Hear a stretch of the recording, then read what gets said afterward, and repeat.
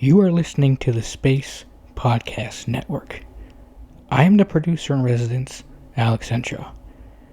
In this episode, host Julianne Misner and guest Mike Cameron, project coordinator at Kings County Family Resource Center, discuss the topics of belonging, connection, community engagement, and the future of the podcast. To be continued.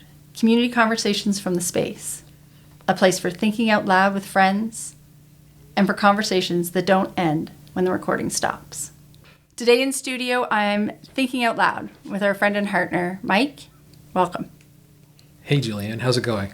Good. I'm glad to have you here. So what were we talking about again? What are we going to talk about? What do you want to talk about? I want to talk about community belonging. How do we build that? And that's a good topic. What part of it's missing? And how could a community podcast influence? Building belonging, building connection. I think it can start with, as you said, a simple conversation amongst partners. So if we're together, which often, many times we are, an idea comes up and someone actually says to, hey, come on down, let's meet. Or it's that informal networking that happens before, during, and after meetings. Right. Exactly that. Yeah. The meeting after the meeting. And then also, like, the meeting after the meeting meets pillow talk. You know that concept of pillow talk where it's like if you work in, not pillow talk that is the same, but if we're thinking like you have the conversation you take home and you're having it at the dinner table or you're having it after hours and you're trying to unpack something with somebody who understands how you think and what matters most to you. I know I go home and I talk to my husband about things, and because we don't actually work in the same landscape, he can appreciate it, but he is a quiet and caring sounding board. Sounding board, that's a good one. But not as much external processing, right? And I think it's helpful for me to think out loud, but also to establish that sense of belonging is, oh, somebody else is thinking about this too. Yes, and I think you're hitting on it as well. I mean, these are the ways to actually interact, and I know we can do things online, but I often think the hybrid or in-person, there needs to be that in-person piece at some point, because now what happens, how much easier it is for one of us to reach out once we know each other, right? To that degree, it's easier. Like someone will say something, hold on, I'll call or text or I'll email Julianne and Jessica. Yeah. Right? Instead of just like going to an email, once you have that next layer of connection. Absolutely. It's more personal. It's straightforward to make a connection, because you're going to tell me like, we can't do this, but you know what? I know someone who can do what you're asking. Yeah. Or I just heard somebody else was dealing with that. Right. And I can put you in touch with them. It's that navigating and sharing. I know you need something. I can't help it, but I know where we can go. And to extend that idea that you know somebody and you can give them a call. Like, I think that would be a great outcome. If we could create it so that by listening to the podcast, the listeners start to believe they know somebody they can call. Yeah, whoever that is that's listening, that's a sense of belonging. I'm part of something because my podcast friends are actually community members. Yeah, and it's that word of mouth. I was talking with a good friend of mine who has this, he was in a psychology degree, and I said, before the internet, how did we do things a lot of times? It's like, I don't know, maybe this is an old reference, the Perk commercial. They told two friends, and then they told two friends. So nowadays, it can still happen, because you probably call someone in your family, like, hey, where did you get your tires done? And someone will say, oh, go to this one as opposed to that one, and they tell you why, and you tend to go with them, especially if you know who you're asking. Right. Right? It's like a movie review. If I'm going to ask for a fair or someone that likes a lot of movies, I'll ask Julianne, because Julianne is in the middle. I won't go to this person because they don't like comedies. Right, you already know where they stand. They're probably going to tell me they don't like comedies, but if I go to Julianne, she's like, I don't know. If you like comedy, then you might like this one. Right. Yeah. Right. Same idea. So it's always important to have that word of mouth. Or if you want to take it to the whole client, person you're helping, it's often good to have that connection too, because I could be the guided hand behind someone to say, listen, I'm going to take you, we're going to go meet Julianne. And I'm going to hand you over to Julianne. I trust her, therefore they will trust Julianne too. That I'm not going to send them to somebody that's not going to help them further. So Right, because a friend of a friend is a friend. Right. Yeah. Yeah. And if we can establish that philosophy, that sense, that mindset, if more people are feeling that way, the inhibition about making a phone call, about reaching out by text, about saying, I don't have any transactional exchange, they don't owe me a favor. It's not about that. I just feel comfortable because we belong to the same community, that I can reach out and ask that question, make that comment. Well, and you're talking about the other parts that we've both seen in this field is the Space and Company, nor does KCFRC own hunger. Right. We both are responsible for helping with hunger and food security. So breaking those silos and just, I'm calling someone else because I know they can help too. And instead of, we're in Kentville, we own hunger. Right. You can't help with people hungry. We're already doing that. Right, we're already feeding people. Right, we're already feeding it. We don't own the issues. Just like you said, it belongs to the community. Thus, everybody in the community needs to be helping. And we're all humans and interacting with organizations, and nobody owns the humans that they serve. Correct. Right? Correct. That collection of people, the demographic, and they walk through the world and go to all those other places many times. And Alex and I have had this conversation many times. Individuals who are actively engaged with community services know those organizations better than some of the service providers. I would agree. Because they're not getting out and connecting with each other. They're busy behind the desk. They're head down doing whatever their programming is. 'Cause I know we've had those conversations before as well. Yeah. Where you felt like, why do I feel like they don't know what I already know from next door? Yeah, that can be frustrating. From especially if you're looking for help, looking for that support, when you just go and, one organization, they don't know what the other one does, and so they'll send you to that one, and it's the exact same stuff that they're doing, and so you just feel like you're having to talk to more people to get nowhere. It's like a goose chase. Yeah. Which is how you can tell that it wasn't a warm handoff, right? When that isn't a friend of a friend, they're just like, let me look it up online. It's so cold call, right? You're just like, apparently, Cold two call. doors down, somebody does something. Yeah. So why don't you go down there? They might be able to help you with that. Yeah, and let's get it off my list. That's what it feels like. Yeah. And then you get down there and you're like, these guys don't do that. Why couldn't they have, why wouldn't this person who was trying to be helpful to me know that? Why is it that I have to go with the limited resources that I have and with the sense of overwhelm that I'm struggling with and the sense of isolation that I'm feeling, be the one that goes, walks through a new threshold, finds the time to get there. Often on their own. And then have the courage to ask the question all over again, tell my story all over again. Re-traumatize yourself. Yeah. And it isn't fair. And we talk about that at the center. If a phone call comes in, even if it's not directly what we do, I keep promoting the idea, let's triage it, get their information, because that might be the one time they picked up the phone and they've gotten us instead of community. No, it's not community services anymore, but OSD. Right, they think it's them, but we're not. So we'll say, hold on, give us a second. We'll see who can help you. Or do the handoff for them at the very least, to try to get people to who can actually give them the assistance they're looking for. We don't do housing, but we know people that do housing.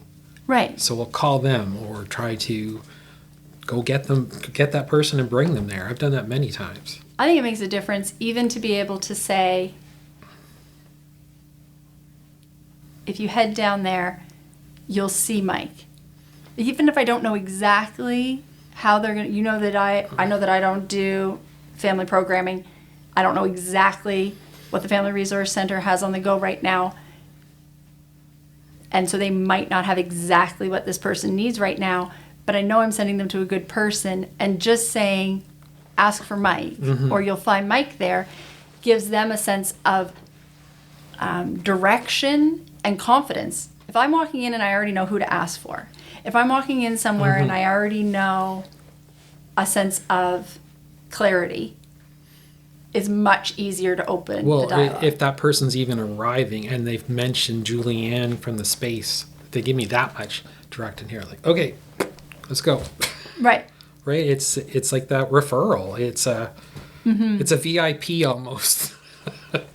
Not that the treatment's different. It's just like, oh, okay, we can get right in the lane and start helping. Yeah. Instead of pick up where they left off, maybe. Or not to make that person go back through absolutely everything that they told you. Just sort of like, oh, right, Julianne and I have spoken. Let's move from here instead of taking them back to the beginning. I love that. I think when I'm thinking about coming back to the phrase, like, what do we need for a sense of community belonging? And that idea of, like, when we get into rhythms like that where we know each other, we're handing each other off to people that we know, it raises this tide maybe, but that idea of, like, we don't have to start at this scrimping by, don't have any meat on the bones, don't have any context, always starting with nothing and having to build the relationship up. There's this cushion. Like, I can go along, and I know, even though you don't know me yet, because there's that soft connection, you do start off with, like, you're not a stranger to me if you know somebody I know. And if we can build that out so that our listeners, our community members, our neighbors, as well as our colleagues, our funders, our municipal leaders, if we all had that sense of, oh, I know that you know so-and-so. And therefore, I can start off with a familiarity in our connection that is already positioned from a sense of belonging. Yeah, and you're also, the words respect and grace and kindness are coming up. As you're saying that, I can picture that instead of what can come across as judgment or resistance when it's actually just kind of a confusion or a curiosity where people don't know where they're starting. Confusion is a good word too. Yeah. Because people are always trying to put you into context, and until they have that, know where can I hang this or what can I attach it to give it a position and place in my brain, from there to get into my problem-solving mode or land. And that way you can build a bit of rapport with no matter who walks through the doors of the space, the portal, the open arms resource center, the women's resource place in Kingston. It really shouldn't matter. And if we had a podcast that was regional and familiar, I think coming from a rural East Coast Canadian perspective might be unique and interesting for anybody to listen to and just be like, oh, that's how they do small town community building. But if you're from here, you can start a conversation that says, I heard on the podcast. And that as well creates that sense of connection. The same way as people start the dialogue at supper, I heard on CBC on the drive home, right? Like that sense of, we may have both heard that, or we both know the reference, and that gives us that common place to start a dialogue. And if we can start conversations here that we want people to be having, that we're inviting people to have there to be continued after the podcast about the same topic and keep the conversation going, to leave them with something to talk about or a tidbit that they can take away. Something to talk about. That's another good segment. That's right. Something to talk about. Something to talk about. Because now you're making me go down the other part of last week when the bystander workshop was hosted and how that had that explosion where there was the demand. That might be a good way to have more of those. Right? For example, have Wendy come on and talk about the bystander thing. And I think it's great to have that in multiple places. And you guys just double it up down here. I know there's more people that want to take that. Absolutely. And they've been so accessible. It was so cool. Yeah, the Women's Place posted that they have a trainer and they have curriculum. All they need is the space. Literally. Yeah, so I was literally like, we actually have the space. I reply comment on their Facebook page. But they were just offering that out. Like, this is the parts that I have. I have a facilitator. We have the capacity to have the conversation. Have PD will travel, basically. And then well, as soon as that came out, did you guys post it first or did they? One of you two did, and I shared it. And then I realized there was a session up at King's Tech. There was a session here. There was somewhere else. And then you guys doubled it up here. So I was sharing that too. And I know there was people that were interested. Like, I got feedback right away. I'm like, well, write Wendy. Yeah. Sign up.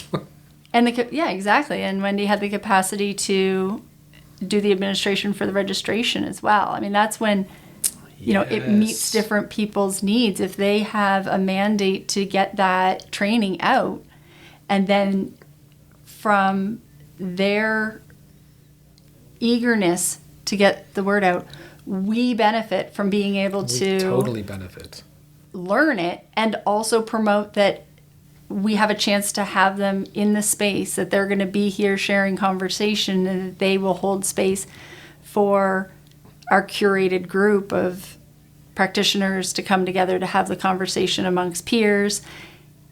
We get to benefit from the fact that they now are able to come down to Kentville, right? That's right. Bring them to a presence here that they might not otherwise have had. Right, and it's so mutually exposure. benefit. It builds that. I mean, you were talking about the boats before, so all of us move up on our skills or knowledge or whatever in regards to being a bystander, which... And a common language that we start to have, that enough people get similar training over a similar period of time. There's a buzz to it. There's a conversation that's happening, and you now know that there's others that have recently brought that conversation to light, that they've recently had similar opportunities for self-reflection, and so it's easier to bring it up. Right, and it does those other things we were talking about. Spreads that word that this training is worthwhile. It also gives us that opportunity to network. Like, how many times have you been to these things recently and most of the room already knows each other? Yeah. Like, it starts to become like you go to it and it's not 3 people I know in there. It's usually 8 out of 10 that I know I've interacted with multiple times. Or when I go to some of these, I like, oh, you're the one I've been emailing. Yeah, there's a face to the name. Okay, great. Okay, got it. Yeah. Right? There's building that capacity and talking about those things, because just since you had reached out to me about me being on a thing and Becca said something, it's got me going with the idea of, yeah, we're having a CMHA come. I talked to our executive director. I want to follow up on that. I think bring 2 sessions, have it down here, have people come. And then the next outcome to watch for, is this working? Are there new faces that know us, but we haven't met them yet, who are familiar with our voice, who know that there's things happening in community, who have a sense of an invitation, just a standing invitation. If you hear something's happening in community, you have a sense of belonging. Sign up. And join us, come. And now we start to see a new wave or another ripple out of those that we've reached to say, come along to these things that are happening in community. It's community leaders that are subtly doing the community engagement. They're staples in their neighborhoods, and they're the ones that are hosting Tuesday morning coffee. Mm-hmm. And if they're listening, they know something that they can bring to those conversations, and they become somebody who feels compelled to come out and join a community conversation that we're having in an engagement session. And you're hitting on another avenue that we do need to have those change makers that are in the positions of power. Not that we're not in positions of power, we're in a different line of power. There is a whole group of counselors at various municipal areas especially that they wear multiple hats. I know a couple of them are Lions Club related, or they're through their church, and they're out there active. So to have that interlinking and information being shared with, because you go to the KPS meetings, they didn't even know that there were community groups gathering and meeting as partners. Right. I was at one of the meetings and said, you don't have to call a special meeting. There's already multiple community partner meetings happening. You just need to come. And did you feel like you needed an invitation? Here it is. Right, like come, but you don't need to call another, because I was saying we have a series of them that happen constantly. I don't know if you need to call another one. You just need to come and say, I want to come to the meeting. Show up. There's already 15 of us at this one. You go to the Berwick one, there's 25. Yeah. Come. But they honestly didn't know. They didn't know. They didn't know. I happened to be at a couple of those meetings, and I got up and spoke and just said, you don't need a special one. Come to one of these.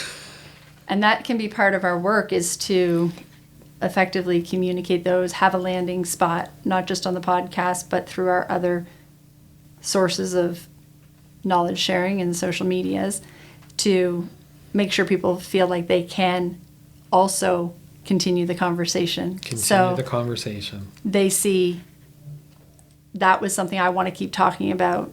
How do I get to the next place where those conversations are happening? And conversations are happening at these community levels, whether it's special engagement sessions that are booked and one-time topics, or reoccurring partner meetings, community and municipal discussions that are happening like town hall style, that we can continue to come out to, and others can feel that they can come out to, and we can have a calendar that does put all those things in one place. And people can feel like they identify where they can show up, and when something matters to them, they know where they can find that. What matters to you. Right. Good segue. Because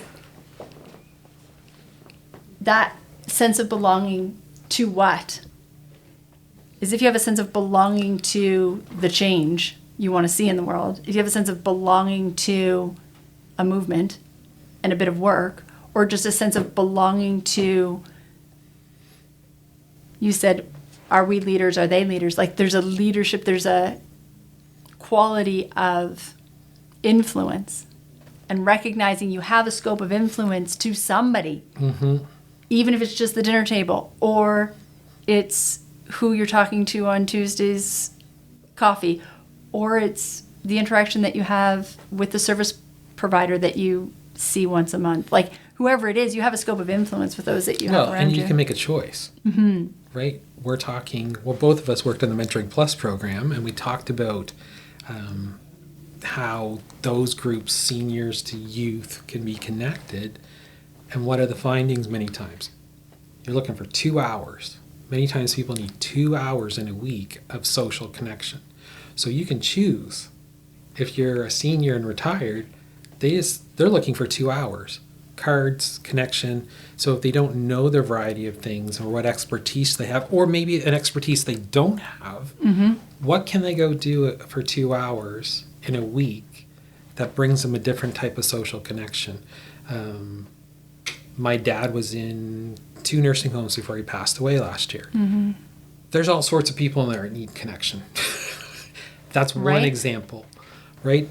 Nursing homes, long-term care homes need connection. How many of those residents lived in communities from wherever, locally or not, that many times are forgotten? That's the word I'll say, or forgotten. Yep. And then you have people that are working in there that are from many different countries as well as here, that they don't know either. Mm-hmm. Well, if us, the community members, partners, aren't in there, we don't know that they don't know that we don't. Kind of that friends thing, right? Totally. Once you get in the door and say, like, oh, hey, we've got something we can do with you. Why don't we bring in the Lions Club? Why don't we bring in the Girl Guides and have that sort of other connection, i.e. what Mentoring Plus ideal was, making those intergenerational connections. Right. So I can see how there's a multitude of things that we can offer, I think. Absolutely. And what I hear when you're talking is that light facilitation, when it's, you don't know what you don't know, so it doesn't even come to mind. But if somebody can look in and see, oh, it looks like you're missing a thing, instead of a judgment or a sense of like, well, why wouldn't you just be doing it? To realize, oh, well, if I can see it, maybe that's the part that I can, that's scope of influence. Maybe me being able to see what is needed, what might be helpful. If it's not here and it might be helpful to have, how can I contribute that? And then you see, oh, I have more influence than I thought. I have an opportunity to make a positive impact here. And I can do just a small thing that might make a big difference. And I use the nursing home as an example because you see family members that do come in. You see littles that go in to visit aunts and uncles and grandfathers. And you see newcomers that are working there. Well, what did we start to do from the center? We used I think it was the family endowment grant we did for the Love and Literacy event. So I just asked our executive director, I said, do you mind if I book our guest to go to the nursing home afterwards and the Tim Hortons coffee and all that stuff? Can I just take it there in the afternoon? I'm telling you, we had family events there. The whole staff would bring out, I would say 90% of the residents came out. Family members knew things were happening. They all get to sit there, have coffee, and have, the traveling trunk theater troupe perform Christmas stuff. And you didn't realize it was just people enjoying something and having a coffee. And most of the staff got to hang out too. And the other staff members that were in their sections got to do paperwork and took care of the most. There were a few that could not be moved out, but they were able to actually give them some special one-on-one time. Right. It gave everyone a sense of just what we're talking about, community. And people got to come into their areas called the Village Square. So those are things, and that's one example, right? We know there's lots of other areas where we can make those connections and give support. I mean, it was under our scope. We were only doing literacy events. We just happened to pick the nursing home was the location. That's right. That's all it was. Yeah, and building that age-friendly community, elder to infant and back around, like that everybody fits into that. If you can find the place of a common interest in community and a sense of belonging, is that anything that makes us human, right? That we want to eat, that we want a roof over our heads, that we are looking to keep learning, that literacy, whatever it might be. And so that sense of purpose. And if we can pull from those things to connect us, then we can braid together things that automatically meet everybody's needs. There were so many needs from doing those because we leave our information there. But those that are working there didn't know we offered in-home daycare. So someone's partner wants to run something at home. They've only been, there was other spin-offs to this for people to know there's other services. So they'd mention something else and here's Julianne's card. Go down and see her. Right, and everybody adopts that knowledge exchanger role.